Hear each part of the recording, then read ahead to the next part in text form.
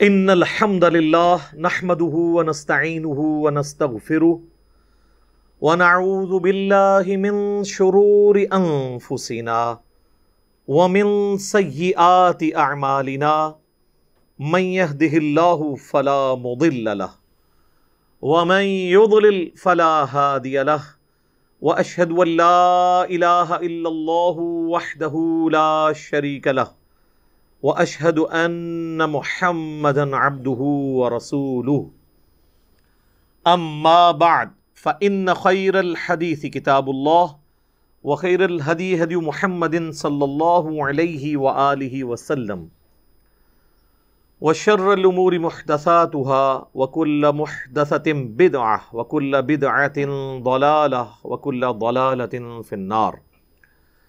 اعوذ باللہ السمیع العلیم من الشیطان الرجیم من ہمزہ ونفخہ ونفثہ بسم اللہ الرحمن الرحیم رب اشرح لی صدری ویسر لی امری واحلل عقدۃ من لسانی یفقہوا قولی. بسم اللہ الرحمن الرحیم ان اللہ وملائکتہ یصلون علی النبی یا ایہا الذین آمنوا صلوا علیہ وسلموا تسلیما.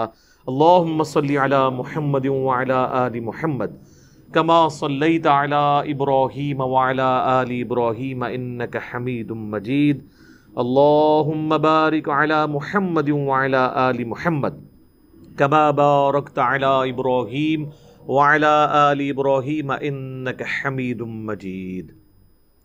اللہم ربنا آتنا فی الدنیا حسنة وفی الآخرة حسنة وقنا عذاب النار. ربنا آتنا من لدنک رحمة وہیئ لنا من امرنا رشدا. لا الہ الا انت سبحانک انی کنت من الظالمین. حسبنا اللہ ونعم الوکیل. یا حی یا قیوم برحمتک استغیث ولا حول ولا قوة الا باللہ العلی العظیم. آمین.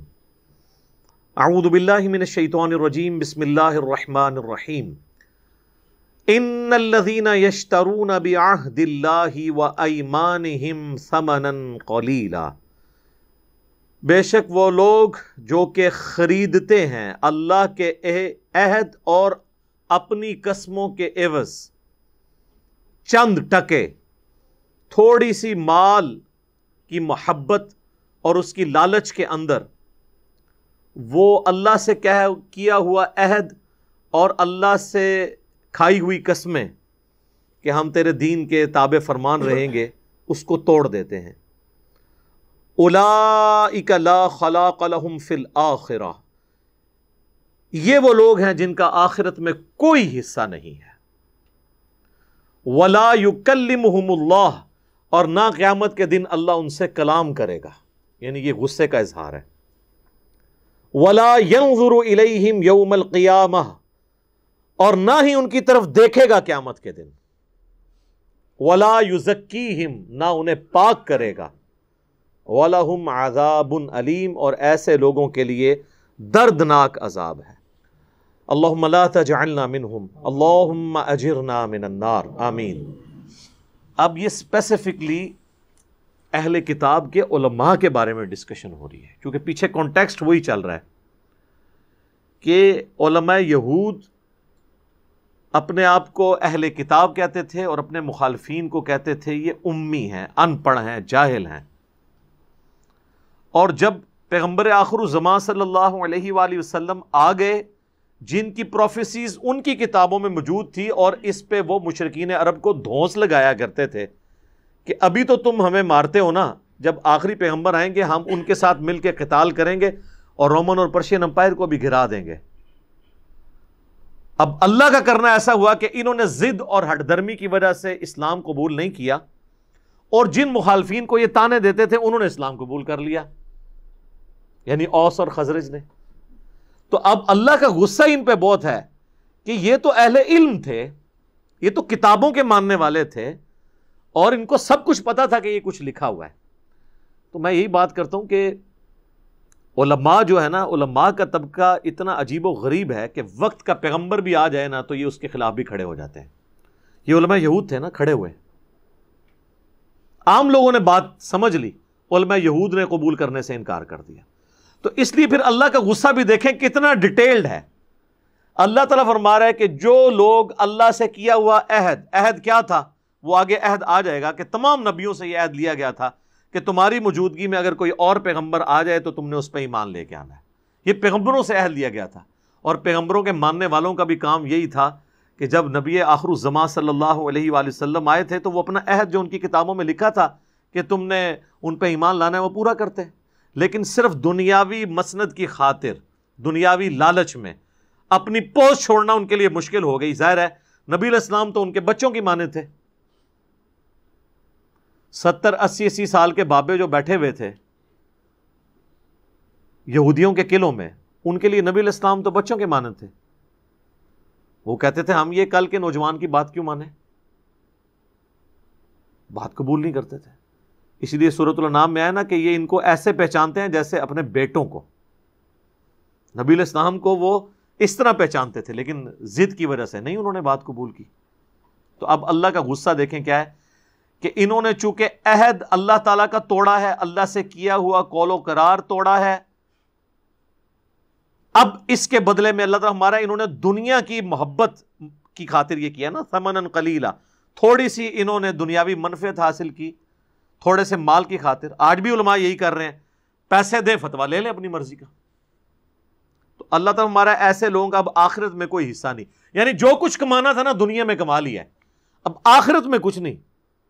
یہ نہیں ہوگا کہ دوویں جانے مٹھے باہو، ادھر بھی کاپا چکیا ہوا ہے لایا ہوا ہے لوگوں نال اور آخرت بھی مل جائے، ایسا نہیں ہوگا. تو لا خلاق لہم فی الآخرہ، آخرت میں کوئی حصہ نہیں ہے. نہ اللہ ان سے کلام کرے گا، نہ ان کی طرف نظر رحمت سے دیکھے گا، نہ انہیں پاک کرے گا، بلکہ انہیں عذاب علیم کا سامنا، دردناک عذاب. علیم کا لفظ دیکھیں استعمال ہوا ہے، عظیم کا نہیں ہوا. تکلیف دہ عذاب میں ان کو جھونکا جائے گا. اللہم انی اعوذ بک من عذاب جہنم، آمین. اب ان کا ایک کریکٹر ڈسکس ہو رہا ہے. یہاں پہ بھی آپ دیکھیں نا، آپ علماء سے اگر کوئی مسئلہ پوچھنے جائیں تو وہ اتنی مشکل ٹرمنالوجیز یوز کرتے ہیں، ایسے مشکل عربی کے اور اردو کے الفاظ استعمال کرتے ہیں کہ عام بندہ سمجھتا ہے کہ شاید یہ جو کچھ بیان کر رہا ہے یہ واقعی قرآن و حدیث میں لکھا ہوا ہے. تو ان کے بزرگان دین بھی یہی کرتے تھے. اور کس کے ساتھ کرتے تھے؟ پیغمبر کے ساتھ. کیوں کرتے تھے؟ نبی علیہ السلام کو عبرانی زبان تو نہیں آتی تھی، آپ تو ویسے ہی امی تھے، اور یہ آپ کا معجزہ تھا. سورۃ العنکبوت میں اللہ تعالیٰ نے فرمایا کہ اگر یعنی ایسا معاملہ ہوتا نا، آپ اس قرآن کے نزول سے پہلے نہ تو دائیں ہاتھ سے لکھ سکتے تھے، نہ کتاب میں کچھ پڑھ سکتے تھے، ورنہ یہ چیز لوگوں کو شک میں مبتلا کر دیتی کہ یہ کتاب آپ نے خود لکھی ہے. تو نبی علیہ السلام کا امی ہونا، یہ امی کا معنی ان پڑھ یا جاہل کے معنوں میں نہیں ہوگا. یعنی آپ نے لکھنا پڑھنا نہیں آپ کو اللہ نے سکھایا تھا، یہ آپ کا معجزہ تھا. کریمنگ تھی، چیزیں یاد تھیں، قرآن پورا اللہ نے حفظ کروا دیا. آپ جب وہی لکھواتے تھے اس کی کاؤنٹر ویریفیکیشن اس طرح ہوتی تھی کہ جو لکھوائی ہوتی تھی نا، آپ کہتے تھے پڑھو کیا لکھا ہے، پھر آپ اس کی تصحیح کروا دیتے تھے اپنی اسی کریمنگ کی وجہ سے جو اللہ نے آپ کے دل میں قرآن کو جمع کر دیا تھا. تو اب یہ روب ڈالنے کے لیے ہبرو زبان کے اندر، عبرانی کے اندر ان کے پاس جو تورات موجود تھی، نبی علیہ السلام کو کبھی کبھار بلا لیتے تھے نا فیصلہ کرنے کے لیے، چونکہ آپ مدینے کے حاکم تو بن چکے ہوئے تھے تو آپ سے فیصلہ کروایا کرتے تھے. اور کوشش ان کی ہوتی تھی کہ کوئی مرضی کا فیصلہ لے لیں. یعنی جب اشرافیہ میں سے کسی کے اوپر کوئی مسئلہ ہو تو نبی علیہ السلام سے کوئی فیوریبل چیز ڈیمانڈ کریں.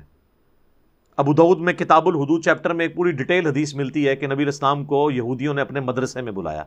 الفاظ ہے مدرسہ، مدرسے اس ٹائم بھی تھے، مدرسے کے الفاظ ہیں. اور نبی علیہ السلام کو انہوں نے کہا ہم نے آپ سے ایک زنا کے کیس کا فیصلہ کروانا ہے. اب وہ چونکہ ایک اونچے خاندان سے تعلق رکھنے والے لوگ تھے جن کے اوپر زنا کا مسئلہ تھا، اب ان کو یہ پتا تھا کہ ہماری کتابوں میں تو اس کی سزا جو ہے وہ رجم ہے. نبی علیہ السلام کو بلایا گیا تو ایک بڑی گدی آپ کو دی گئی. آپ علیہ السلام اس گدی پہ بیٹھ گئے اور آپ نے فرمایا تورات لے کے آؤ. اور آپ اپنے ساتھ ایک اپنے ایسے صحابی کو لے گئے تھے جو تورات پڑھنا جانتا تھا، یعنی عبرانی زبان جانتا تھا. جب وہ تورات لے کے آئے تو نبی علیہ السلام نے اپنے پیٹھ کے نیچے سے گدی نکال کے سامنے رکھی، تورات اس کے اوپر رکھی اور فرمایا میں ایمان لایا اس کتاب پر اور اس کتاب کے نازل کرنے والے پر.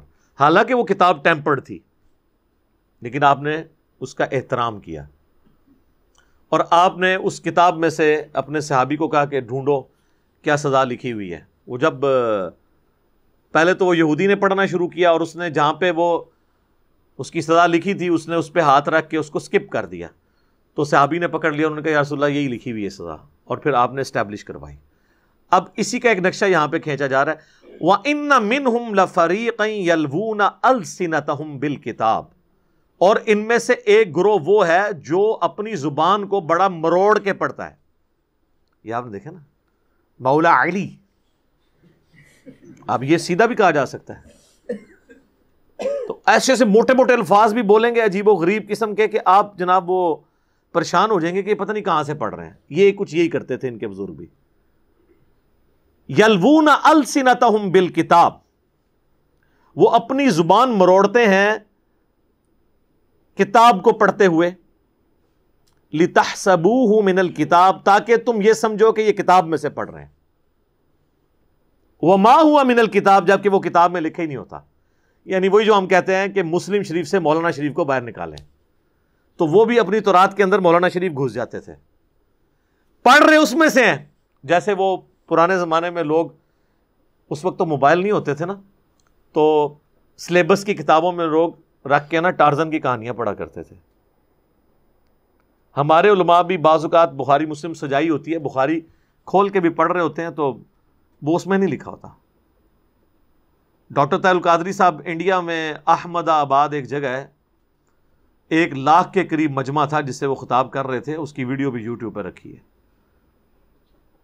موسیٰ اور خضر کا واقعہ سناتے ہوئے، وہ کراس ریفرنسز دیتے ہوئے صحیح بخاری شریف کی حدیث انہوں نے کوٹ کی کہ میری امت سے 70,000 لوگ بغیر حساب و کتاب کے جنت میں جائیں گے. اور انہوں نے کہا کہ ان میں سے ہر 1000 جو ہے وہ 70,000 کو لے کے جائے گا. پھر آگے انہوں نے کہانی جوڑ دی. انہوں نے کہا آگے آگے پیر ہوں گے، پیچھے پیچھے مرید ہوں گے. اور پھر کہتے ہیں میں بخاری شریف پڑھ رہا ہوں. اب لوگ تو یقین کریں گے کہ بخاری شریف ہے، جبکہ بخاری شریف نہیں ہوتی. اچھا، کئی عربی اشعار پڑھ رہے ہوتے ہیں تقریروں میں، وہ چونکہ عربی میں ہوتے ہیں تو عام آدمی سمجھتا ہے قرآن پڑھ رہے ہیں. قرآن پڑھتے پڑھتے کو قول کسی کا پڑھ دیتے ہیں تو لوگ سمجھتے ہیں قرآن پڑھ رہے ہیں. اس سے بھی بڑھ کے اگر کوئی عربی آپ کو عربی میں گالیاں بھی نکالے نا تو پاکستانی عوام کی اکثریت تو اسے بھی قرآن ہی سمجھے گی، صحیح تجوید کے ساتھ اگر وہ گالیاں نکالے، عین کا ہا کا خیال کرتے ہوئے، ٹھیک ہے، تو آپ تو گالیاں ہی سمجھیں گے. تو یہ انہوں نے کہا کہ زبان کو مروڑ کے نبی علیہ السلام کے سامنے وہ پڑھ رہے تھے تو تاکہ آپ سمجھیں کہ کتاب وما ہوا من الکتاب، جبکہ وہ کتاب میں سے نہیں پڑھ رہے. وَيَقُولُونَ هُوَ مِنْ عِنْدِ اللَّهِ، اور ساتھ وہ یہ بھی کہہ رہے ہیں یہ اللہ کی طرف سے نازل ہوا، ہم پڑھ رہے ہیں. اللہ اکبر. وَمَا هُوَ مِنْ عِنْدِ اللَّهِ، جبکہ اللہ نے تو یہ نازل کیا ہی نہیں ہے. سر دین وہ ہے جو آسمانوں سے نازل ہوا ہے، دین اس زمین کی چیز ہی نہیں ہے. یہ ذہن میں رکھیے. یہ ایک جملہ اگر آپ لے لینا کہ دین آسمانوں سے نازل ہوا ہے، دین زمین کی چیز نہیں ہے. زمین کی چیز نہیں ہے تو اس کا مطلب یہ ہے کہ پیغمبر نے بھی اپنی مرضی سے دین نہیں پیش کرنا. اس پہ جو آسمان سے نازل ہوگا وہ وہی بیان کرے گا. اور جب پیغمبر وہ بیان کرے گا تو باقی لوگ تو کسی کھاتے میں نہیں ہیں. ٹھیک ہے، جو کہتے ہیں نا آواز آئی، تو آواز تو زمین میں ہی آئے گی نا. آسمان سے آئی ہوتی تو باقی بھی سن لیتے. ٹھیک ہے جی، خواب زمین پہ یہ دیکھ رہے ہوتے ہیں، آسمانوں سے نازل ہوا ہے دین. تو اللہ تعالیٰ مارا ہے وہ کتاب میں ہوتا ہی نہیں. وَيَقُولُونَ عَلَى اللَّهِ الْكَذِبَ، اور یہ اللہ پہ جھوٹ باندھتے ہیں. وَهُمْ يَعْلَمُونَ، اور وہ جانتے بھی ہیں کہ یہ نہیں لکھا ہوا، پھر بھی بول رہے ہوتے ہیں. یہ اکثر لوگ ہمیں کہتے ہیں نا یار اتنے بڑے بڑے علماء ان کو نہیں پتا لکھا ہوا ہے. سر پتا ہوتا ہے، اکثر کو تو ویسے نہیں پتا ہوتا. اس کی وجہ ہے کہ انہوں نے وہ قرآن حدیث تو پڑھا نہیں ہوتا، انہوں نے تو اپنی فقہ حنفی پڑھی ہوتی 7 سالوں میں. اور جنہوں نے کوئی پڑھ بھی لیا ہوتا ہے نا، وہ بھی پھر امت کے وسیع تر مفاد میں یہ سمجھتے ہیں، وہ پیچھے جب دیکھتے ہیں نا ایسے کہ سارے ہی 2 نمبری کر دیا ہے، وہ کہتے ہیں پھر 2 نمبری ہی کرنی چاہیے. کیونکہ اگر آپ سب سے ہٹ کے کوئی راستہ اختیار کریں گے تو شور پیدا ہوگا. آپ کبھی ناردرن ایریاز میں چلے جائیں نا جہاں پہ وہ چشمے بہہ رہے ہوتے ہیں, تو آپ کو ایک خاص آواز آتی چشمے کے بہنے کی. وہ آواز ان پتھروں کی وجہ سے ہوتی ہے جو چشمے کے راستے میں حائل ہوتے ہیں, اور جو پتھر ساتھ ہی لڑک جاتے ہیں نا ان کی آواز بھی نہیں آتی. چشمے کے راستے میں شور, دریا کے راستے میں شور پیدا اس لیے ہوتا ہے جب کوئی ایک چٹان راستے میں آ جائے تو پانی اس کو ہٹا نہیں سکتا, تو پانی خود چیر کے یوں گزرتا ہے نا تو شور مچتا ہے. اس معاشرے کے اندر بھی جو سچائی کی آواز کی چٹان بن کے کھڑا ہوگا نا تو پورا معاشرہ تو اس دریا اور چشمے کی طرح بہہ رہا ہے, شور اس کی وجہ سے ہوگا, اور الٹا کہیں گے جناب دیکھو یہ مصیبت پہ گئی ہے, اور اتنا شور مچائیں گے تاکہ عام بندوں کے لیے معاملہ مبہم ہو جائے. کسی کے گھر چور گھس جائیں اور وہ بیچارہ واہ ویلا کرے کہ چور گھس آئے ہیں, اور آپ جا کے شریفانہ انداز میں کہیں گے یار اتنی دیر سے لڑ رہے ہو, آدھا آدھا مال کر لو یار, لڑنا بری بات ہے. یہ آپ کا ایٹیچیوڈ ہونا چاہیے, یا اس چور کے خلاف آپ مالک مکان کا ساتھ دیں. تو ہماری اوورآل اکثریت یہی کر رہی ہے کہ وہ سچائی کے ساتھ کھڑے ہونے کے لیے تیار نہیں ہوتے, کیونکہ یہ مشکل کام ہے. حسین تو ہر کوئی نہیں بنتا نا جی. اب وہ چیز ڈسکس ہو رہی ہے عقیدہ توحید کے حوالے سے. یہود و نصارہ نے چونکہ انبیاء کے بارے میں ڈیوینٹی کلیم کر دی تھی, تو اب یہ قرآن حکیم میں اہم ترین آیات ہیں کنٹینیوسلی, یہ پارہ نمبر 3 کے مکمل ہونے تک. ما کان لبشر ان یؤتیہ اللہ الکتاب والحکم والنبوہ, کسی بشر کے لیے یہ شایان شان ہی نہیں, وہ اس بات کا اہل ہی نہیں ہے کہ اللہ تعالیٰ اسے کتاب دے اور اپنی طرف سے حکم دے اور نبوت دے. ثم یقول للناس کونوا عبادا لی من دون اللہ, اور پھر وہ پیغمبر لوگوں سے یہ کہنا شروع کر دے کہ لوگوں اللہ کے ساتھ مجھے بھی پوجنا شروع کر دو. اللہ فرماتا ہے پیغمبر یہ کام نہیں کر سکتے, یہ پیروں کا ہی کام ہے. اسی طرح ہی ہوتا ہے نا, نہیں کرواتے سجدے, اپنی عبادت نہیں کروا. عبادت کے لیے ضروری نہیں ہے کہ پوری نماز ان کے سامنے کھڑے ہو کے پڑھی جائے. وہ جو رسپیکٹ اپنی کروا رہے ہوتے ہیں وہ عبادت کی ایکویلنٹ ہوتی ہے. اونچا سانس نہیں کوئی لے سکتا, سوال نہیں پوچھ سکتا, ان کے سامنے کھڑے رہتے ہیں, جس وقت تک وہ بیٹھ نہ جائے وہ بیٹھتے نہیں ہیں ڈر کے مارے, کمر نہیں کرتے ان کی طرف, مر جائیں تو قبر کی طرف پیٹ نہیں کرتے. یہ اچھا مجھے بتائیں, یہ قبروں کی طرف تو پیٹ نہیں کرتے, نماز پڑھ کے یہ مسجد سے الٹے قدم کیوں نہیں نکلتے؟ کعبے کو پیٹ کر کے نکلتے ہیں. پکی کعبے نو پیٹ کر دے نے, دربار نو نہیں کر دے.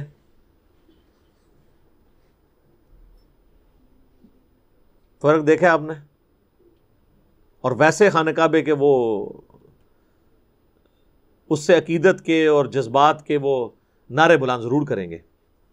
دونوں ہی غلط ہے. نہ کعبے کو یعنی ضرورت ہے کہ آپ الٹے قدم پھیریں, نہ دربار سے الٹے قدم پھیرنے کی ضرورت ہے. تو اللہ تعالیٰ فرما رہا ہے کہ کبھی نہیں ایسا ہوا کہ کسی انسان کو ہم نبوت دیں, حکم دیں اپنی طرف سے, اور ہم اسے کتاب عطا کریں, اور وہ لوگوں کو دعوت دیتے ہوئے اپنا بھی معاملہ بیچ میں داخل کر دے کہ بھئی اللہ کی تو عبادت ہے ہی ہے, میں نے دیکھو اللہ کا تعارف کروایا تو میری بھی عبادت کرو. نہ, ایسے نہیں ہو سکتا. وَلَٰكِن كُونُوا رَبَّانِيِّينَ, بلکہ وہ تو یہی کہے گا کہ ربانی ہو جاؤ, اللہ والے بن جاؤ. پیغمبر کیا کہے گا؟ اللہ والے بن جاؤ. بِمَا كُنتُمْ تُعَلِّمُونَ الْكِتَابَ وَبِمَا كُنتُمْ تَدْرُسُونَ, اس لیے کہ تم دوسروں کو تعلیم دیتے رہتے ہو کتاب کی, اور بوجہ اس کے کہ تم خود بھی اس سے پڑھتے ہو.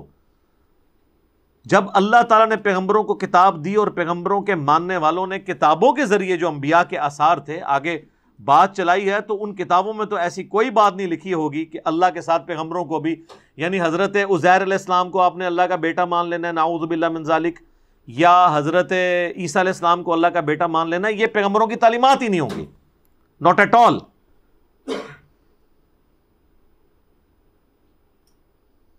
وَلَا يَأْمُرَكُمْ أَن تَتَّخِذُوا الْمَلَائِكَةَ وَالنَّبِيِّينَ أَرْبَابًا, اور وہ کبھی اللہ تمہیں اس بات کا حکم نہیں دے گا, نہ اللہ کا نیک بندہ, کہ تم فرشتوں کو اور پیغمبروں کو رب مان لو اللہ کے ساتھ، یہ ہو ہی نہیں سکتا۔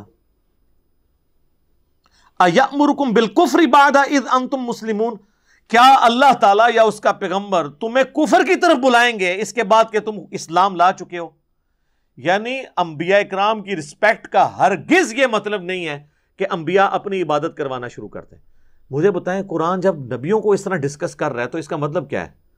بزرگ، بابے، بابیاں کسی کھاتے ہی نہیں، وہ تو ٹائم ضائع کرنے والی بات ہے ان کا نام بھی لینا اور ان کو بھی ڈسکشن کرنا کہ یہ بھی کوئی کسی لیول پہ ہیں۔ جب پیغمبر ڈسکس اس طرح ہو رہے ہیں کہ وہ اللہ کے مقابلے پہ یہ نہیں کریں گے، اور آپ کیا کہتے ہیں جی اللہ اللہ کیے جانے سے اللہ نہ ملے گا، اللہ والے ہیں جو اللہ سے ملا دیتے ہیں۔ وہ کون سے اللہ والے ہیں جی؟ وہ اللہ سے ملا رہے ہیں۔ وہ اللہ والے وہ اللہ سے ملا رہے ہوتے ہیں جو لوگوں کو اللہ اور اس کے رسول کے ساتھ جوڑتے ہیں، اپنے ساتھ نہیں جوڑتے۔ اپنے ساتھ جوڑنے والے کون ہیں؟ جو کہتے ہیں جی پہلے پیر میں فنا ہو، فنا فی شیخ، پھر فنا فی رسول، پھر فنا فی اللہ۔ تو فنا فی رسول فنا فی اللہ تک تو پہنچنا نہیں۔ شیخ جی تو فنا ہونا ہے، شیخ نے تہاڈا مال بھی لے لینا ہے، عزت بھی لے لینی ہے، جدوں انہیں چاہنا ہے تہاڈے نال کام بھی پا دینا ہے۔ دین ان چیزوں کا نام نہیں ہے، دین پیغمبروں کی اتباع کا نام ہے، اور عبادت اور توحید کا جو سینسٹیو ایشو ہے اس معاملے میں اللہ کے ساتھ اللہ نے کہا ہے کہ پیغمبر اور کسی فرشتے کا بھی بالکل کوئی ذکر نہیں ہے، وہ اس کے ساتھ شریک نہیں ہو سکتے۔ اور اللہ تعالیٰ سٹارٹ اس لیے کہ کسی بشر کی تو یہ حیثیت ہی نہیں ہے کہ وہ یہ کام کرنا شروع کر دے۔ یہاں پہ میں ایک کراس ریفرنس کے طور پہ مجھے آیات ضمناً یاد آ گئی، سورہ اگر آپ نساء کے بالکل اینڈ پہ چلے جائیں نا تو اللہ تعالیٰ نے عیسیٰ ابن مریم کے حوالے سے ڈسکشن کی ہے۔ اعوذ باللہ من الشیطان الرجیم، بسم اللہ الرحمن الرحیم۔ 173 ہے جی سورۃ النساء کی۔ پہلے تو حضرت عیسیٰ علیہ السلام کی فل تعریف ہوئی ہے کہ اللہ نے ان کو اپنا کلمہ بنایا ہے، وہ روح اللہ ہے، ان کی پیدائش معجزانہ ہے، ان کو اللہ نے بڑے بڑے معجزات دیے، ان کی یہ شان، ان کی یہ شان، ان کی یہ شان۔ پھر اللہ تعالیٰ نے کہا کہ دیکھنا دین میں غلو نہیں کرنا، اور کرتے کرتے پھر 172 173 آنورڈ ان آیات میں اللہ تعالیٰ فرماتا ہے لَن يَسْتَنْكِفَ الْمَسِيحُ أَن يَكُونَ عَبْدًا لِلَّهِ، عیسیٰ مسیح کبھی بھی اس بات کے اوپر شرمندہ نہیں ہوں گے کہ وہ اپنے آپ کو اللہ کا بندہ کہیں۔ یہ ان کے فخر کی بات ہے۔ یہاں آپ کسی مولوی کو، کسی پیر کو کہیں نا آپ اللہ کے بندے ہیں، اور آپ لکھا ہو نا کہیں پہ ان کا اشتہار ہونا تو آپ اس کے ساتھ نہ لکھیں حضرت فلاں فلاں جو دمیں ہیں، لکھیں اللہ کا بندہ اور آگے اس کا نام لکھتے ہیں، تو دیکھیں اس کو کیسے چڑ چڑھتی ہے۔ وہ کہے گا بھائی آپ لکھو شیخ الحدیث و تفسیر حضرت مولانا استاذ العلماء یادگار اسلاف، یعنی جتنا وڈا فراڈ ایک کر رہے نا اسلاف اس تو وڈا کر دے سنے تھے، ظاہر یہی مطلب ہے نا۔ اس کی بجائے آپ لکھا ہو اللہ کا بندہ، آگے مولوی کے ساتھ مولانا بھی نہ لکھا ہو، تو آپ دیکھیں وہ جناب وہ اشتہار کے اوپر اگر نمایاں جگہ پہ نام نہ ہو یا سائز ان سے جس کو وہ اپنے سے چھوٹا سمجھ رہے ہیں اس کا نام بڑا لکھا گیا اور ان کا چھوٹا، جناب ریجیکٹ کر دیتے ہیں اشتہار کو، وہ آنے سے انکار کر دیتے ہیں۔ سب کچھ دنیا کے لیے کر رہے ہوتے ہیں نا۔ اور اللہ فرما رہا ہے عیسیٰ جس جیسا کوئی پیغمبر ہی نہیں ہے معجزات کے اعتبار سے، جن کی پیدائش معجزانہ، آسمانوں پہ اٹھایا جانا معجزانہ، اور بے قیامت میں واحد بندہ ہے جس نے واپس آنا ہے معجزانہ، اور معجزے بھی معجزانہ، مردوں کو زندہ کرنا اللہ کے اذن سے، کوڑی کو شفا دینا اللہ کے اذن سے، مٹی کی مورت میں پھونک مارنا اور اس کا پرندہ بن جانا اللہ کے اذن سے۔ سر اتنے بڑے معجزات کسی پیغمبر کو نہیں دیے گئے، اور اللہ تعالیٰ ان کے بارے میں کہہ رہے ہیں لن يستنكف المسيح ان يكون عبدا للہ، عیسیٰ کبھی آر محسوس نہیں کریں گے، کبھی ان کو شرمندگی نہیں ہوگی کہ وہ اللہ کے بندے ہیں۔ ولا الملائکۃ المقربون، نہ کسی مقرب فرشتے کے، یعنی مقرب فرشتے کون ہیں؟ وہ چار، جبرائیل، میکائیل، اسرافیل اور ملک الموت جسے اسرائیل بھی کہتے ہیں۔ وہ بھی کبھی جرأت نہیں کریں گے کہ ان کو اگر اللہ کا بندہ کہا جائے تو وہ شرمندگی محسوس کریں. ان کو تو کہنا چاہیے جناب سارے فرشتیاں دا سردار. جرأت ہی نہیں ان کی بھی. وَمَن يَسْتَنْكِفْ عَنْ عِبَادَتِهِ، جو کوئی بھی آر محسوس کرے گا ہمارا بندہ کہلانے کا، ہماری عبادت سے آر محسوس کرے گا، وَيَسْتَكْبِرْ اور تکبر کرے گا، فَسَيَحْشُرُهُمْ إِلَيْهِ جَمِيعًا، ایسے سب لوگوں کو ہم قیامت والے دن جمع کریں گے. فَأَمَّا الَّذِينَ آمَنُوا وَعَمِلُوا الصَّالِحَاتِ، تو جو لوگ دنیا میں ایمان لائے اور نیک اعمال کیے، فَيُوَفِّيهِمْ أُجُورَهُمْ، تو اللہ تعالیٰ ان کو ان کے اعمال کا پورا پورا بدلہ دے گا. وَيَزِيدُهُمْ مِنْ فَضْلِهِ، اور اپنے فضل سے زیادہ ہی دے دے گا. وَأَمَّا الَّذِينَ اسْتَنْكَفُوا، اور جو کوئی آر دنیا میں محسوس کرتے رہے، وَاسْتَكْبَرُوا اور تکبر کرتے رہے، فَيُعَذِّبُهُمْ عَذَابًا أَلِيمًا، تو ہم انہیں عذاب دیں گے. یار اندازہ کریں ذکر کس کا ہو رہا ہے؟ عیسیٰ ابن مریم اور مقرب فرشتوں کا. لیکن یہ سمجھانے کے لیے محال ہے کہ اگر وہ یہ کریں گے تو چونکہ انہوں نے نہیں کیا تو اب یہ کوئی نہیں کہہ سکتا کہ اللہ چاہے تو عیسیٰ کو بھی دوزخ میں پھینک دے. نہیں، نعوذ باللہ، ایسے نہیں جملہ بولا جا سکتا. ہاں یہ بولا جا سکتا ہے کہ کوئی بڑے سے بڑا پیغمبر، کوئی بڑے سے بڑا فرشتہ بھی اگر اپنی عبادت کرواتا تو اللہ اسے دوزخ میں ڈال دیتا. لیکن چونکہ یہ ہوا ہی نہیں ہے، اور یہ اسے کہتے ہیں تعلیق بالمحال. یہ اللہ نے اپنے بارے میں بھی بیان کیا ہے. قُلْ إِن كَانَ لِلرَّحْمَٰنِ وَلَدٌ فَأَنَا أَوَّلُ الْعَابِدِينَ، اے نبی تم فرماؤ کہ بالفرض اگر کوئی اللہ کا بیٹا ہوتا نا تو سب سے پہلے میں اسے پوچھ رہا ہوتا. یہ آگے ہو جائیں، یہ جگہ ہے کافی آگے آگے آگے، آپ بھی آگے پیچھے سے. کہ بالفرض اگر اللہ کا کوئی بیٹا ہوتا تو میں اس کی پہلے عبادت کر رہا ہوتا.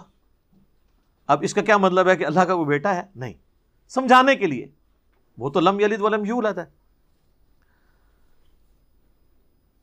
وَلَا يَجِدُونَ لَهُم مِّن دُونِ اللَّهِ وَلِيًّا وَلَا نَصِيرًا، اور پھر ایسے لوگ چاہے وہ انبیاء ہوں یا فرشتے، اللہ کے سوا نہ تو کوئی اپنا دوست پائیں اور نہ ہی کوئی مددگار جو اللہ سے ان کو چھڑوا سکے اگر وہ اپنی عبادت کروانا شروع کرتے. یہ ہیں وہ دھمکیاں جس کی وجہ سے انبیاء کا جو ایٹیچیوڈ ہے وہ توحید والا ہوتا ہے. اب جن لوگوں نے قرآن پڑھا ہی نہیں ہے، انہوں نے پڑھا کلام باہو، سیف الملوک، بزرگوں کے واقعات، ان کو کیا پتا کہ توحید کس چیز کا نام ہے؟ یہ کائنات کا مقصد ہی توحید ہے. اور کس لیے کائنات بنائی گئی ہے؟ وَمَا خَلَقْتُ الْجِنَّ وَالْإِنسَ إِلَّا لِيَعْبُدُونَ، ہم نے جن اور انسانوں کو نہیں پیدا کیا مگر اس لیے کہ وہ ہماری ہی عبادت کریں. ہمیں مانے نہیں، صرف عبادت کریں. عبادت کا مطلب ہے جو ہم کہیں وہ کچھ کریں. اس میں سے ایک حصہ نماز پڑھنا ہے. عبادت کا ماننا ہوتا ہے ٹوٹل اوبیڈینس، یعنی جس کے آپ بندے ہیں نا اسی کو سب کچھ مان لینا.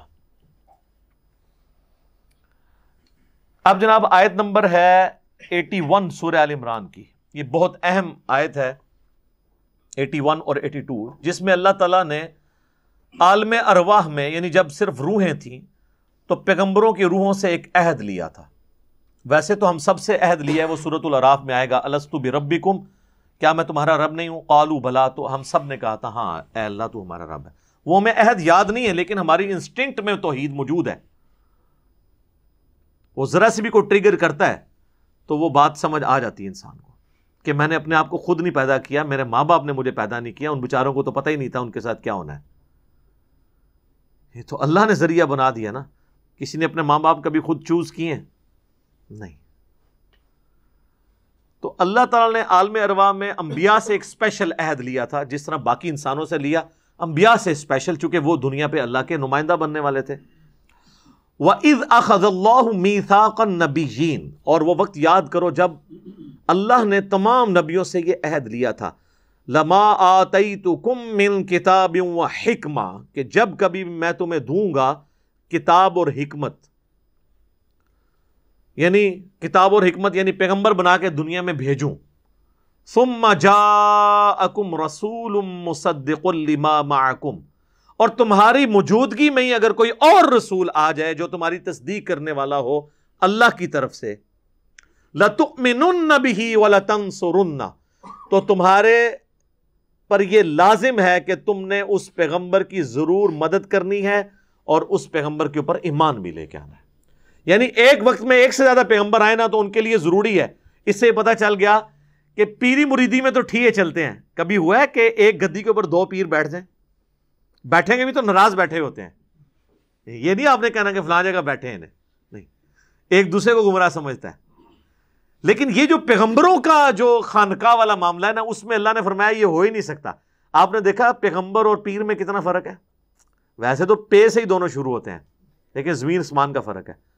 پیری مریدی میں ایک پیر دوسرے پیر کو قتل کر دیتا ہے, ٹھیا علیحدہ کر لیتا ہے. اور پیغمبری میں یہ ہے کہ اگر تمہاری موجودگی میں کوئی اور پیغمبر آ جائے, تم نے اس پہ پہلے ایمان لے کے آنا ہے کہ ہاں یہ اللہ کا پیغمبر ہے, میں اسے پیغمبر مانتا ہوں اور دین کے کام میں اس کا ساتھ دوں گا. تو یہ پیغمبر ہی کر سکتا ہے, کیونکہ اس کی لالچ نہیں نہ ہوتی, وہ تو اللہ کے لیے کر رہا ہوتا ہے.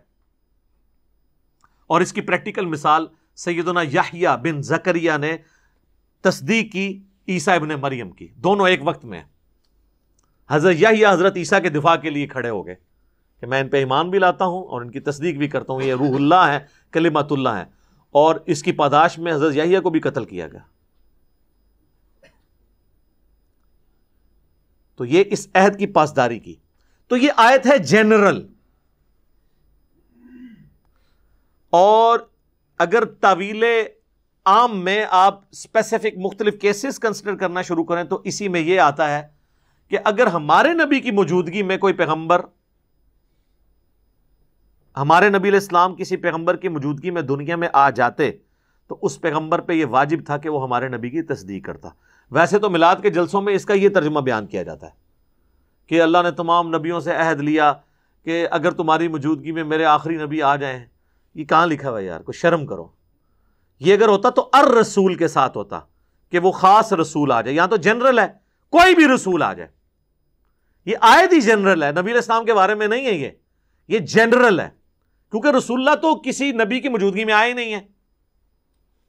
کیا جب آپ دنیا میں کوئی اور رسول تھا کہ وہ آپ پہ ایمان لاتا اور آپ کی تصدیق کرتا؟ تو اس کی امپلیمنٹیشن رسول اللہ پہ ہوئی نہیں ہے. لیکن اللہ نے ایک اعزازی طور پہ امپلیمنٹیشن اس طرح کروا دی کہ شب معراج تمام انبیاء کو بیت المقدس میں جمع کیا, جو صحیح مسلم میں حدیث ہے. اور آپ نے فرمایا کہ جبرائیل علیہ السلام نے مجھے کہا کہ آپ ان کی امامت کروائیں. تو وہ یہ جو عہد تھا نا, اس تمام نبیوں سے نبی علیہ السلام کی نبوت کو اس طریقے سے. لیکن وہ بھی یہ والا کیس نہیں ہے, کیونکہ اس کیس میں ہے کہ نبی موجود ہو اور نیا نبی آ جائے تو جو آلریڈی موجود ہے وہ اس کی تصدیق کرے. رسول اللہ کے کیس میں یہ نہیں ہوا کہ آپ علیہ السلام آئے ہیں تو باقیوں نے تصدیق کی, وہ تو پہلے ہی آگے جا چکے تھے. ہاں, جب نبی علیہ السلام آئے ہیں تو اعزازی طور پہ باقیوں کو اللہ تعالیٰ نے بیت المقدس میں جمع کیا. لیکن یہ جمع ہونا کوئی دنیاوی زندگی نہیں تھی, ورنہ 1,00,000 سے زیادہ لوگ کسی شہر میں جمع ہوں اس زمانے میں جب شہر ہی چھوٹے چھوٹے ہوتے تھے. یہاں تو ایک کرکٹ ٹورنامنٹ ہو جائے تو پورے شہر کے اندر ٹریفک بلاک ہوئی ہوتی ہے. 1,00,000 بندہ مسجد میں جمع ہو تو اٹھلی اوپرلی ہو جاتی ہے, وہ کسی کو نہیں پتا چلا. وہ کوئی اس رات بیت المقدس بھی گیا نا, وہ انبیاء کو وہاں پہ دیکھ نہیں سکتا جس طرح آپ قبر کے عذاب کو دیکھ نہیں سکتے. یہ برزخ کا معاملہ تھا. تو نبی علیہ السلام نے ان کی امامت کروائی, اور یہ امام الانبیاء کا لقب ہم اسی حدیث کے تحت اخذ کرتے ہیں. یہ صحیح مسلم میں آپ کو شروع ہی میں حدیث مل جائے گی معراج والے چیپٹر کے اندر. یہ آلموسٹ 20-25 احادیث ہیں معراج کے اوپر تلے, کتاب الایمان چیپٹر کے اندر. معراج کے اوپر میرا ڈیٹیل لیکچر ریکارڈڈ ہے, وہ آپ دیکھ سکتے ہیں. ایک ایک حدیث کا نمبر اس میں ہم نے ڈسپلے کیا ہے. تو اللہ تعالیٰ نے فرمایا کہ ہر نبی پہ واجب ہے کہ وہ ایمان لے کر آئے. یعنی جو بعد میں آئے گا نا, اس کے اوپر پہلے جو موجود ہے اس نے ایمان لانا ہے. اسی کے تحت میں صوفیاء کو یہ پھکی دیتا ہوں کہ حضرت خضر تو تم کہتے ہو پہلے سے موجود تھے. حضرت خضر کہتے ہیں یہ آج تک زندہ ہے, آج تھے تو چھاڑ دو. حضور کے زمانے میں تھے, جی تھے. تو جب نبی علیہ السلام نے دعوی نبوت کیا تو سب سے پہلے تو خضر کو آ کے ان کی دعوت قبول کرنی چاہیے تھی نا, کیونکہ آیا کہ جب میں تمہیں پیغمبر بنا کے بھیجوں اور کوئی اور پیغمبر آئے تو تم نے اس کو ویلکم کہنا ہے. تو حضرت خضر نے کہاں پہ, خضر اردو میں بولتے ہیں لفظ خضر ہے, خضر دوات کے ساتھ. یہ کوئی ضعیف روایت دکھائیں کہ حضرت خضر حضور کے پاس آتے ہیں اور کہیں یا رسول اللہ میں آپ پہ ایمان لایا ہوں. جبرائیل کا تو آتا ہے انسانی شکل میں آئے ہیں, خضر کا کہیں پہ آتا ہے؟ تو جعلی سارا کام بنایا ہوا ہے. وہ خضر موسیٰ کے زمانے میں تھا, وہ فرشتہ تھا, پیغمبر تھا, واللہ عالم. وہ ایک واقعہ رپورٹ ہوا, دیٹس آل. تو اگر وہ تھے اور رسول اللہ کو انہوں نے ویلکم نہیں کیا تو اپنی نبوت سے ہاتھ دھو بیٹھے ہیں. آگے آ جائے گا کہ اگر کوئی میرا پیغمبر آیا اور تم نے اس پہ ایمان نہ لائے اور یہ عہد توڑ دیا تو تم فاسق ہو جاؤ گے. تو یہ خضر کو فاسق کروانا چاہتے ہیں. اچھا خضر بھی ان کا جو ہے نا، ان کا خضر وہ اتنا ہوشیار ہے، حضور کے زمانے میں غائب، غزوہ بدر میں غائب، احد میں غائب، قادسیہ یرموک میں غائب، بعد جا کے بابے انہوں پہ ملتا ہے. جو تو تیری لوڑ تھی کتنے سے ہیں؟ وہ بیسیکلی شیطان ہے جو انسانی شکل میں ان کو ملتا ہے. میں نے خضر کے اوپر پورا لیکچر دیا ہے اور اس کا طریقہ ہے جس کو آگے ملتا ہے وہ لا حول ولا قوت الا باللہ پڑھے، غائب نہ ہو جائے، مجھے آگے پکڑ لیں. اور لوگوں کے غائب بھی ہوئے ہیں خضر پریکٹیکلی. یہ اس طرح ہوتا نہیں ہے. تو اس آیت سے میں نے ڈیڈکٹ کیا تھا کہ وہ پھر اگر خضر تھے بھی تو پھر وہ کفر کی طرف چلے گئے. پھر انہوں نے اس کا حال نکالا، وہ کہتے ہیں نہیں خضر تو پیغمبر ہے ہی نہیں تھا، وہ تو اللہ کا ولی تھا. ہم کہتے ہیں قائم رہنا اس بات پہ بھی، یہ تو اس سے بڑا خطرناک کھیل کھیل رہے ہو. تو کیا کوئی ولی کسی پیغمبر کا استاد ہو سکتا ہے؟ کہتے ہیں نہیں جی، توبہ توبہ توبہ. تو حضرت موسیٰ علیہ السلام کے استاد نہیں ہے خضر؟ قرآن میں جو واقعہ ہے اور بخاری مسلم میں پوری ڈیٹیل ہے، میں نے اس پہ ویڈیو بھی قصہ موسیٰ اور خضر ریکارڈ کروائی ہے. اس میں حضرت خضر کہتے ہیں کہ اے موسیٰ، اللہ نے بعض علوم آپ کو ایسے سکھائے ہیں جو مجھے نہیں سکھائے، اور بعض علوم مجھے ایسے سکھائے ہیں جو آپ کو نہیں سکھائے. تو حضرت موسیٰ کہتے ہیں میں آپ سے وہی تو سیکھنے آیا ہوں. تو مجھے بتائیں، اگر کسی مسلمان کا یہ عقیدہ ہے کہ پیغمبر نے جا کے بابوں سے سیکھنا ہے تو اس نے تصوف کی لائن پہ کیا چڑھنا ہے؟ ایمان سے تو ہاتھ دھو بیٹھا. کیونکہ دنیا میں اللہ کے ریپریزنٹیٹو کون ہے؟ پیغمبر. یہ بابوں کے پاس بیچتے ہیں کبھی گوشت مانگنے کے لیے انسانی. سب جھوٹ ہے. یہ مثنوی مولانا روم میں سارا کے سارا گند لکھا ہوا ہے اور وہ واقعات بیان کر رہے ہیں اور اتنے مزے لے لے کے وہ واقعات سناتے ہیں. وہ جب پھر ہم اس کی انجینئرنگ کرتے ہیں تو ہے اس طرح کر کے بیٹھ جاتے ہیں. یہ کیا ہو گیا کہ بھئی یار یہ بات ٹھیک ہے کہ نہیں ہے؟ تو آپ کی عقل کام کرتی ہے کہ اس طرح ہوگا؟ تو یہاں پہ اللہ نے ذکر کیا کہ پھر نبوت چھن جائے گی اس بندے کی جو پھر جس کی موجودگی میں کوئی اور پیغمبر آیا اور اس پہ ایمان نہ آیا. اب وہ بات چل رہی ہے. قال اقررتم واخذتم علی ذالکم اسری، تمام پیغمبروں کیا تم اقرار کرتے ہو اور اس پہ میرا بھاری ذمہ اٹھاتے ہو اس بات کے اوپر کہ تم نبی ہو اور تمہاری موجودگی میں کوئی اور نبی آئے تو تم نے اس پہ بھی ایمان لانا ہے اور اس کی تصدیق بھی کرنی ہے. دیکھیں اس آیت کی امپلیمنٹیشن کس طرح زبردست ہوئی ہے. یہ ابھی میرے دماغ میں اللہ نے ڈالا ہے کہ پیر اور پیغمبر میں فرق کیا ہے. پیر لڑتے ہیں آپس میں اور پیغمبروں کو حکم ہے کہ تمہاری موجودگی میں کوئی اور آئے نا، تم نے یہ نہیں کہنا ہے دوسری گدی کھل گئی ہے، بلکہ کہنا سر آؤ میری گدی تے بیٹھو. تو انہوں اللہ نے بھیجا ہے. تو پھر یہ پیر کیوں دعویٰ کرتے ہیں ہم نبیوں کے دعوت کو آگے لے کے چل رہے ہیں؟ نبیوں کی دعوت لے کے چل رہے ہوتے تو ایک دوسرے کو گدیوں پہ بٹھاتے. تو یہ گدیوں پہ بٹھاتے ہیں، یہ ان کو موقع ملے تو او یار یہ تو بڑے پیروں کی قبروں سے لاشیں نکال کے لے جاتے ہیں اپنے درباروں کو شفٹ کرنے کے لیے کہ یہ ادھر میں نے اپنا ٹھیا ادھر بنانا ہے. ان کی تو یہ حالت ہے.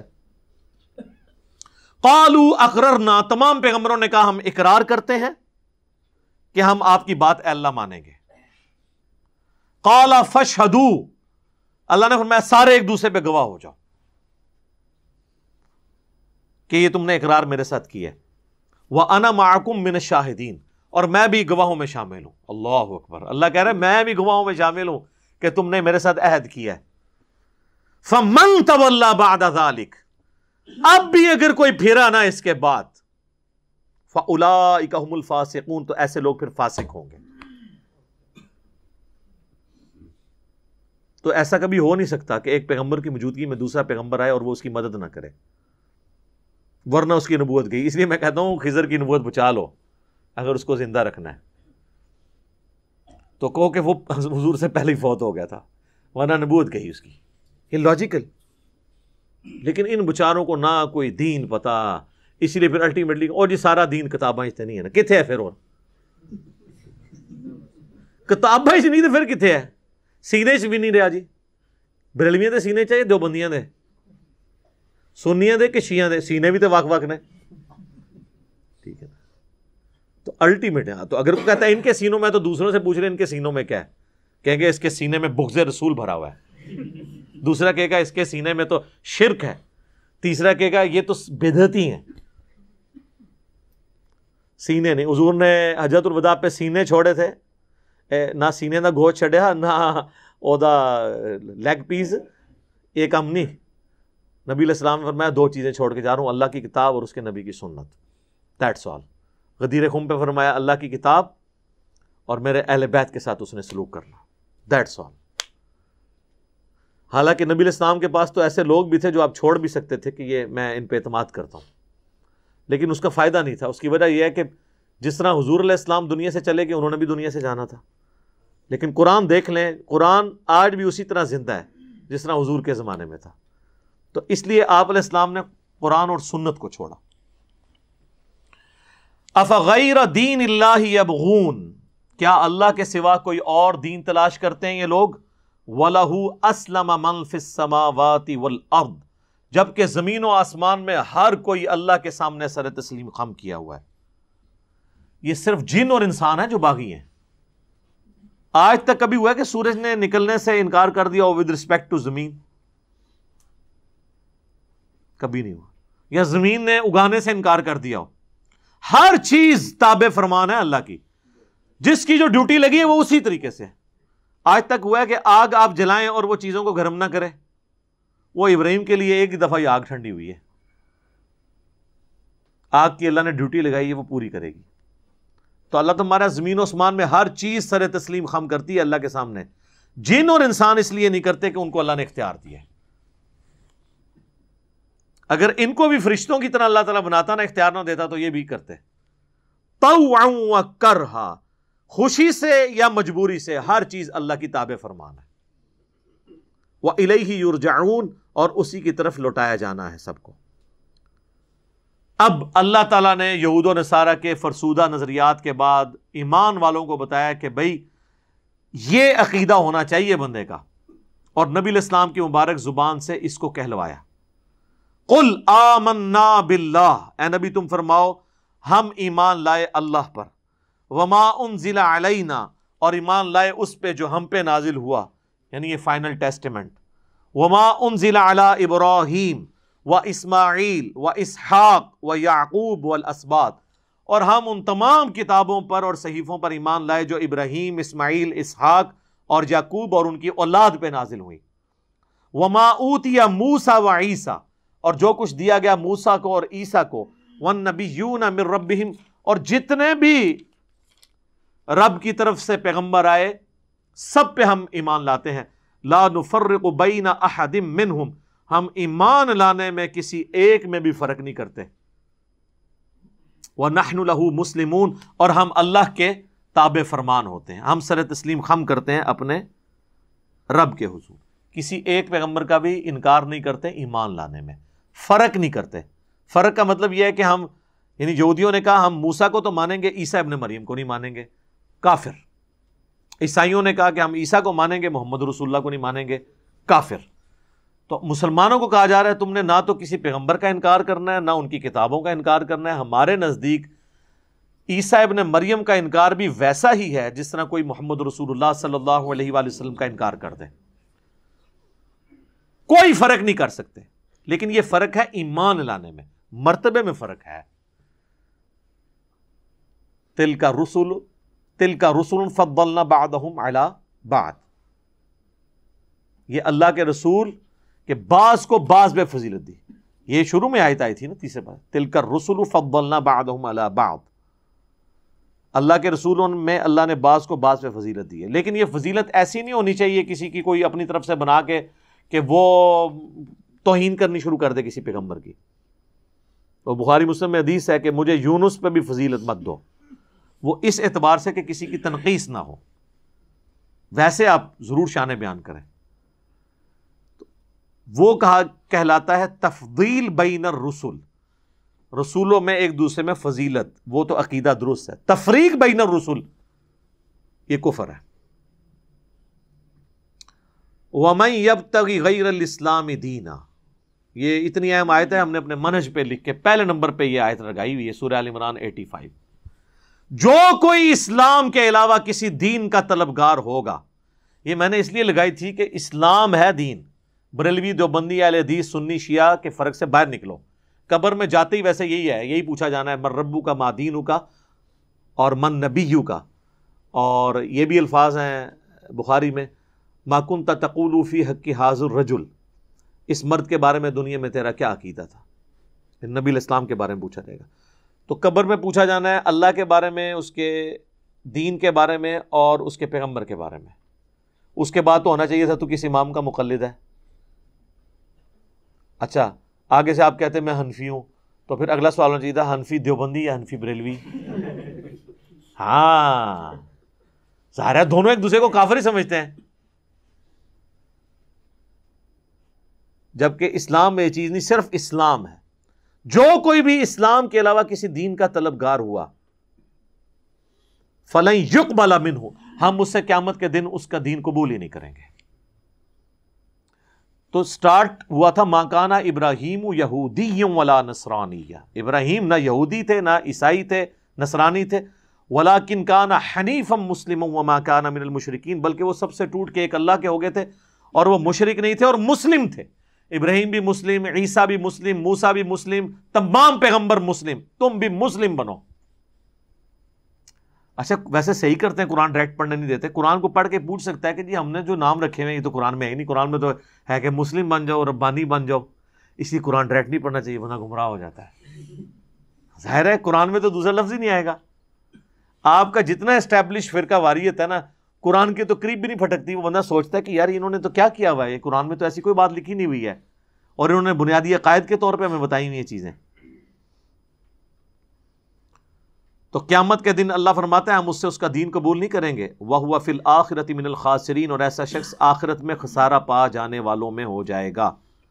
كَيْفَ يَهْدِي اللَّهُ قَوْمًا كَفَرُوا بَعْدَ إِيمَانِهِمْ، اللہ ایسی قوم کو کیسے ہدایت دے سکتا ہے جو ایمان کے بعد کفر لے آئے. ایمان کے بعد کفر کس نے اختیار کیا؟ علماء یہود نے. حضور کے آنے سے پہلے حضور پہ ایمان رکھتے تھے وہ کہ وہ آخری نبی آنے والے ہیں، اور جب آئے تو کفر کر دیا. تو اللہ نے فرمایا اب میری مہر لگ گئی ہے، جب تم نے یہ کیا ہے نا تو اب دیکھو اب اللہ نے تمہیں ہدایت نہیں دینی. وَشَهِدُوا أَنَّ الرَّسُولَ حَقٌّ، جبکہ وہ پہلے خود گواہی دیتے تھے کہ یہ الرسول، دیکھیں الرسول آ گیا. الرسول کا مطلب ہے اب کسی خاص رسول کی بات ہو رہی ہے، دی پروفٹ، حق، کہ یہ رسول سچا ہے. وَجَاءَهُمُ الْبَيِّنَاتُ، وہ ان کے پاس کھلی نشانیاں آ چکی تھی اس کے بارے میں. نبی علیہ السلام کی پریڈکشنز پچھلی کتابوں میں، اگلی کتابوں کے اندر موجود تھی.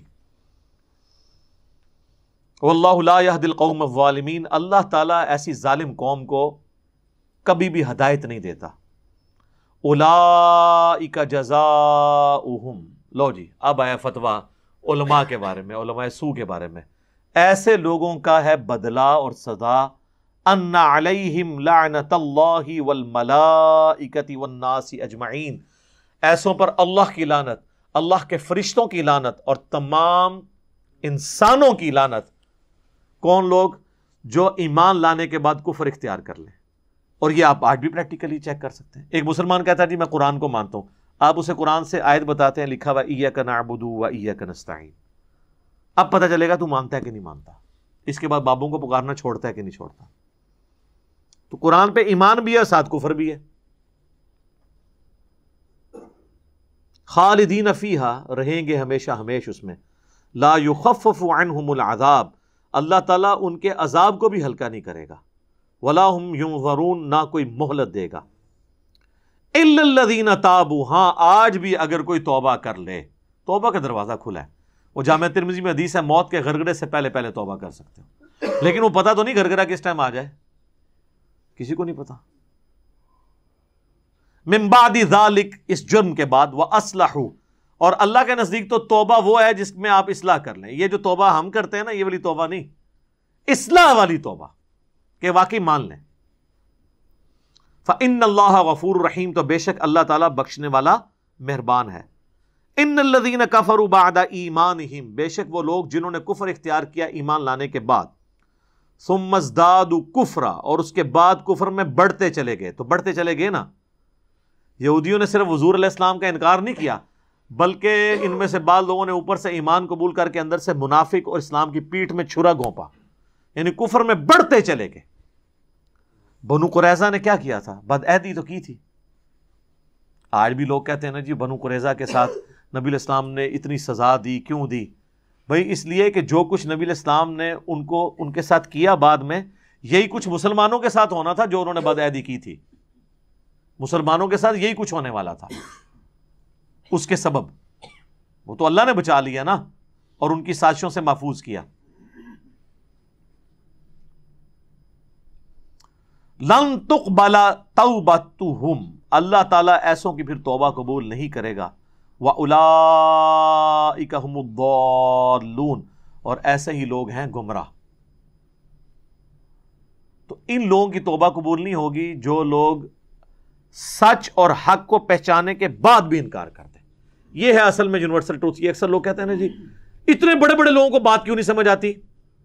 اس لیے کہ ان کو بات سمجھ آئی تھی، انہوں نے ہٹ درمی کی، اللہ کو غصہ آیا، اللہ نے مہر لگا دی. ختم اللہ علی قلوبہم وعلی سمعہم وعلی ابصارہم.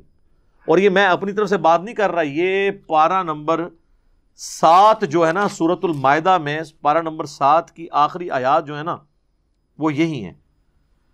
آیت نمبر 110 سورۃ الانعام. وَنُقَلِّبُ أَفْئِدَتَهُمْ وَأَبْصَارَهُمْ كَمَا لَمْ يُؤْمِنُوا بِهِ أَوَّلَ مَرَّةٍ، ہم ان کے دلوں کو حق سے پھیر دیں گے اور ان کی آنکھوں کو جس طرح انہوں نے پہلی دفعہ ایمان نہیں لے کر آئے جب ان کے سامنے حق کھل گیا. وَنَذَرُهُمْ فِي طُغْيَانِهِمْ يَعْمَهُونَ، اور ہم ایسے لوگوں کو ان کی گمراہی میں بھٹکنے دیں گے. اور کیا حال ہو جائے گا؟ وَلَوْ أَنَّنَا نَزَّلْنَا إِلَيْهِمُ الْمَلَائِكَةَ، یہ پارہ نمبر 8 سٹارٹ اس سے ہو رہا ہے. اللہ فرما رہا ہے جب ہم گمراہ کریں گے ان کی حالت یہ ہوگی اگر ان پہ فرشتے بھی نازل ہوں آسمان سے. وَكَلَّمَهُمُ الْمَوْتَى، اور مردے قبروں سے نکل کے ان سے باتیں کرنا شروع کر دیں کہ بھئی ہم نے تو آگے جا کے دیکھ لیا ہے، پیغمبر پہ ایمان لے آؤ. اس کے بعد تو لے آنا چاہیے نا. اللہ فرماتا ہے وَحَشَرْنَا عَلَيْهِمْ كُلَّ شَيْءٍ قُبُولًا، اور ہر چیز جس کا وعدہ ان سے دیا جاتا ہے وہ سامنے نظر آ جائے، یعنی ہر عذاب ان کو دکھا دیا جائے. مَا كَانُوا لِيُؤْمِنُوا، پھر بھی یہ ایمان نہیں لے کے آئیں گے. إِلَّا يَشَاءَ اللَّهُ، ہاں مگر اللہ کو زبردستی کسی کے ساتھ کر دے تو کر دے. ادروائز اللہ کا اصول یہی ہے کہ جو لوگ حق کو پہچاننے کے باوجود انکار کر دیتے ہیں اللہ ان کے اوپر مہر لگا دیتا ہے. تو یہاں پہ بھی یہ بات آئی ہے کہ جو کفر انہوں نے اختیار کیا ایمان کے بعد کفر میں بڑھتے چلے گئے، اللہ نے ان کی توبہ قبول نہیں کرنی، اور نہ اللہ تعالیٰ نے ایسے گمراہ لوگوں کو کوئی انٹرٹین کرنا ہے. ان الذین کفروا وماتوا، بے شک وہ لوگ جو کفر کی زندگی گزارتے رہے اور ان کو موت آ گئی، وہم کفار، اس حال میں کہ وہ کافر ہی رہے، فلن یقبل من احدہم ملء الارض ذہبا، تو ایسے لوگوں سے اللہ تعالی اگر وہ زمین کے برابر سونا بھی اللہ کو فدیے کے طور پہ دے دیں نہیں قبول کرے گا. وَلَوِ افْتَدَىٰ بِهِ، معاوضے کے طور پہ وہ سونا اللہ کو پیش کریں کہ یا اللہ یہ سونا لے لے اور ہمیں چھوڑ دے. ویسے تو یہ ہونا ہی نہیں ہے نا، یہ بھی تعلیق بالمحال ہے. دنیا میں زمین کے برابر سونا کوئی نہیں پیش کر سکتا، آخرت میں تو سارے کنگال ہونے ہیں، کپڑے بھی نہیں جسم پہ ہونے ہیں. اپنی ذات کے عوض وہ اس طرح سونا بھی خیرات کر دے. اولئک لہم عذاب علیم، تو ایسے لوگوں کے لیے ہے دردناک عذاب. وما لہم من ناصرین، اور ان کا وہاں پر کوئی مددگار نہیں ہوگا. یعنی اگر ان کو قیامت کے دن اللہ کی طرف سے زمین کے برابر سونا آفر کیا جائے کہ یہ تمہاری ملکیت ہے تو کیا یہ تم فدیے کے طور پہ دینے کے لیے تیار ہو، تو اللہ تعالیٰ ہمارا ہے کہ وہ فدیے کے لیے دینے کے طور پہ تیار تو ہو جائیں گے لیکن اللہ تعالیٰ ان سے قبول نہیں کرے گا. اللہ اکبر. اللہم لا تجعلنا منہم، اللہم اجرنا من النار، اللہم اجرنا من النار. ربنا اصرف عنا عذاب جہنم ان عذابها كان غراما. اللہم احسن عاقبتنا فی الامور كلها واجرنا من خزي الدنيا وعذاب الآخرة. اللہم ربنا آتنا فی الدنیا حسنہ وفی الآخرة حسنة وقنا عذاب النار. آمین. جناب یہ ہے کتابوں کا خدا.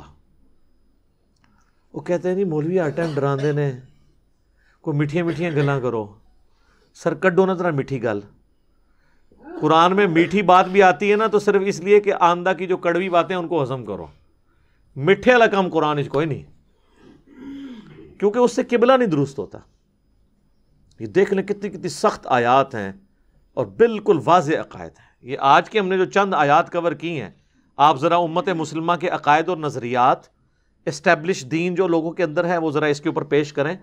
اور جناب میں تو کہتا ہوں پورا قرآن پڑھنے کی ضرورت نہیں ہے، قرآن کا ایک صفحہ بھی کہیں سے اٹھا لیں نا اور آپ اپنے آپ کو اس پہ پیش کریں تو آپ کو شرم آئے گی کہ جو قرآن کے ان عقیدوں کے مطابق تو میرا عقیدہ ہی کوئی نہیں ہے. پھر وہ کیا کرتے ہیں کہ پھر قرآن کا انکار کر دیتے ہیں ان عقیدوں کے لیے، اور وہ کہتے ہیں جی اصل میں نا جو اس پہ لکھا ہے نا ضروری نہیں یہی مطلب ہو، ضروری نہیں یہی مطلب ہو تو پھر کیا ہو؟ قرآن اس لیے نازل ہوا تھا کہ یہ والا مطلب نہیں لینا آپ نے. کہتے ہیں جی ہر گل وچ ایک گل ہوندی ہے، اصل گل ہوندی ہے. بالکل ٹھیک ہے جی، ہر گل وچ ایک گل ہوندی ہے اور اصل گل ہوندی ہے ادوں کہ جدوں وہ گل اونجی ہوئے. یعنی اگر میں آپ کو کہوں کہ میں نے آپ کے سامنے جو ہے وہ چھوٹے گوشت کی کڑھائی آپ کے لیے پکوائی ہے، اس کا مطلب یہ تو نہیں ہو سکتا میں نے خنزیر روسٹ کروایا. ہاں یہ ہو سکتا ہے کہ آپ کہیں گے چھوٹے گوشت سے مراد یہ چھوٹا گوشت نہیں ہے، یہ ہے بڑا گوشت ہے، بوٹیاں چھوٹی چھوٹی ہیں. چلو یہ تو پھر بھی سمجھ آ جائے گی کہ یار تعویل کر لی ہے. لیکن اگر اس میں خنزیر کا گوشت نکل آئے تو پھر یہی کہیں گے یار اتنی باطل تعویل تم نے کی ہے، اتنی دور جا کے تعویل کی ہے. اور یہی کچھ علماء کر رہے ہوتے ہیں اور مفسرین تفسیروں میں یہی کچھ لکھ کے گئے. اللہ تعالیٰ سے دعا ہے جو حق بات میں نے کہی اللہ تعالیٰ ہمارے دلوں میں راسخ فرمائے. اگر جذبات میں میرے منہ سے کوئی غلط بات نکل گئی اللہ تعالیٰ ہمارے دلوں سے ہی اسے محو کر دے، ہمیں معاف بھی فرما دے، ہمیں کتاب و سنت کی تعلیمات پر عمل کر کے دوسرے بھائیوں تک پہنچانے کی توفیق عطا فرمائے. سبحانک اللہم و بحمدک اشہد ان لا الہ الا انت استغفرک و اتوب الیک وما علینا الا البلاغ المبین. جزاکم اللہ خیرا.